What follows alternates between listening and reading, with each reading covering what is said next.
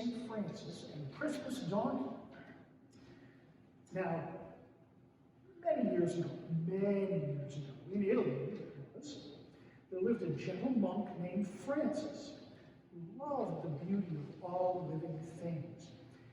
He lived a simple life with other monks in the forests and the hills of Italy, where he marveled at all the creatures around him.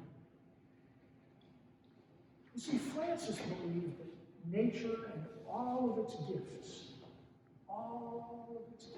came from God. He vowed to do everything that he could to take care of the birds and plants, the animals and the trees. Now, the monks tended a garden where they grew their own food, and whenever Francis worked in the garden, the forest animals would come around and sit peacefully nearby and watch him. And when he spoke to them, they understood his words. He called them his little brothers and reminded them how precious they were. From the tiniest little mouse to the biggest, powerful gray wolf. And Francis talked to the birds about their marvelous gifts, too. Flight and song. And he called them his little sisters. And their voices filled the air with the music. Francis knew that people should respect and honor all living things. In fact, he was the first person of his time to teach others that animals were God's creatures too, and that they deserved to be treated with kindness. Wherever Francis went, the birds and the animals followed him. Walking along in a dark forest late one winter's day, he heard a loud, sad braying noise and came upon a small rabbit. Oh, my friend, said Francis, why do you call out in such an unhappy voice? Well, you cry out yourself, said the donkey, if your work was as hard as mine. Ever since the beginning of time, the donkeys have carried heavy loads on our small backs, and people and animals have made fun of the way we sound. And that does not seem fair. The donkey looked at Francis and said, can you tell me why we've always been treated this way? Well, perhaps I may be able to, said Francis.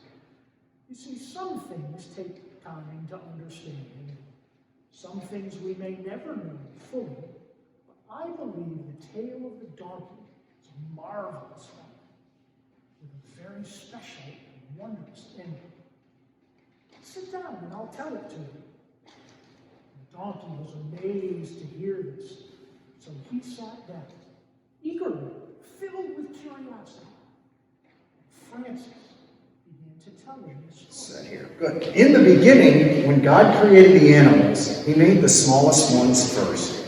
He made the worm, the snail, the crab, and the shrew.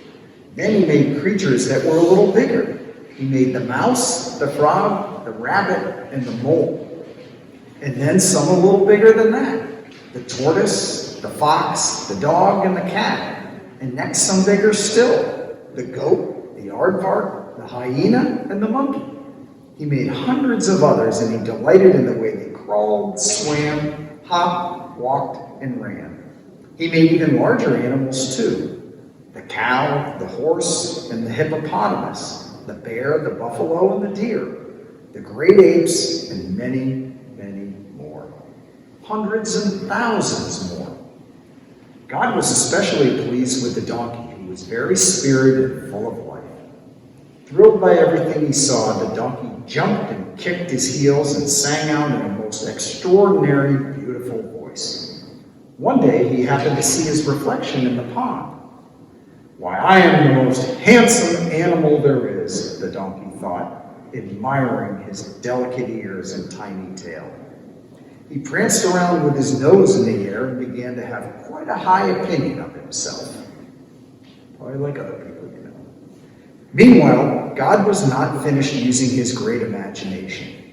He began to create animals of astounding shapes and sizes. He made the snake with no arms or legs. It slithered along the ground. When the donkey saw this, he laughed out loud. God made the giraffe with the neck so long that its head stuck up above the tops of the trees. How ridiculous, scoffed the donkey. What a silly-looking thing.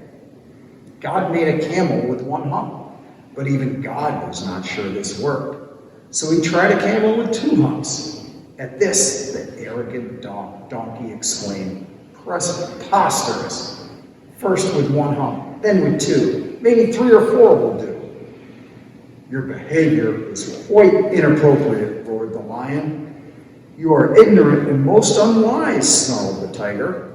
You are tiresome, rude, and simple-minded, growled the leopard. When God made the elephant, the donkey was beside himself. What a silly creature we have here. So wrinkled, big and round, with 2 enormous floppy ears and a nose that reaches the ground. This was finally too much for the rest of the animals. They gathered around the donkey. Fool, shouted the monkeys. They grabbed the donkey's ears and pulled. Hee-haw, hee-haw, bawled the donkey. Hee-haw, hee-haw. The donkey had never cried before and was surprised by the harsh sound of his voice. Hee-haw, hee-haw. This raucous noise was the only sound he could make. He tried to run away, but the monkeys held tight. Hee-haw, hee-haw, hee-haw, the donkey cried loudly. But the monkeys would not let go, and the donkey's ears began to stretch. The more the monkeys pulled, the louder the donkey brayed, and the longer his ears grew. A chimpanzee tugged at the donkey's tiny tail too, and it began to stretch. The donkey's cries became so loud and such a commotion arose that finally, in a great booming voice, God himself called out, Stop! Stop all this foolishness at once! God was furious. He said to the donkey, You silly little beast, I have shown you favor, and how do you act? Why do you dare laugh at me, at the creatures I have made? Because of this, you shall always laugh, but your laugh will be an ugly sound. And when my creatures hear your loud, ridiculous hee-haw, hee-haw, they will all laugh at you. And you shall keep these long, clumsy ears. Your tail will sway as scrawny and scraggly as rope. You will always do the hardest work, carrying loads for the rest of your days, wherever you go. So you see, said Francis, how those things became the lot of the poor donkey. That does not seem like such a good story to me, said the donkey, disappointed. Where's the part you said was very special? The part with a wonderful ending?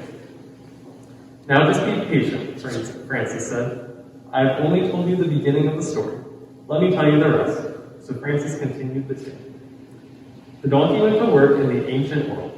In the pharaohs of Egypt, donkeys carried food and supplies to the men who built the mighty temples and pyramids. Donkeys carried cotton, precious stones, ivory, and bolts of cloth and silk for the merchants in the bustling cities of Babylon, Tyre, and Byzantium.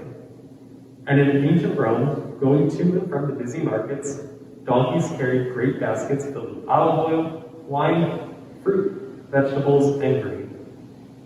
Donkeys also lived in ancient Palestine.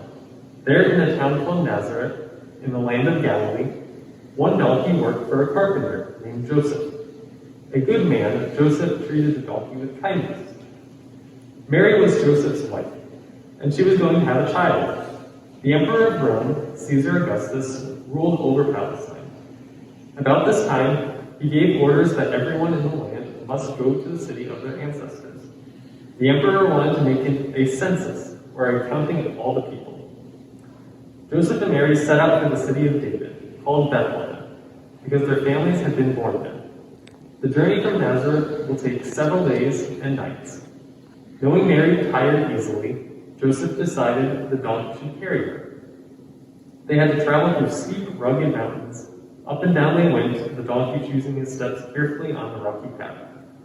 As he struggled on, Mary's weight seemed to grow heavier and heavier. Several times a donkey stumbled, but he did not fall.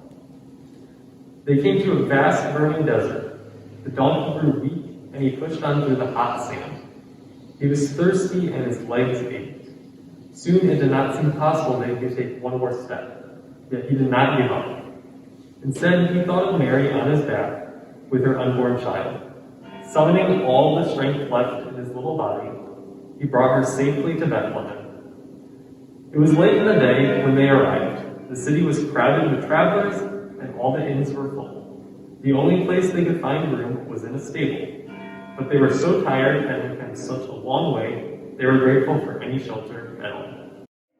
Beneath a cold, clear, star-filled sky, when Mary gave birth to Jesus. Angels brought tidings of the birth to shepherds keeping watch over their flocks nearby. The shepherds came with their sheep to see the child. The donkey too looked up. His warm breath comforted the baby, who lay in a manger on a bed of hay. Guided by a star in the east, 3 wise kings came to worship the newborn babe. They brought gifts of gold, frankincense, and myrrh, their most prized treasures. But these gifts were nothing compared with the love, devotion, courage of a little donkey and the love of the stable.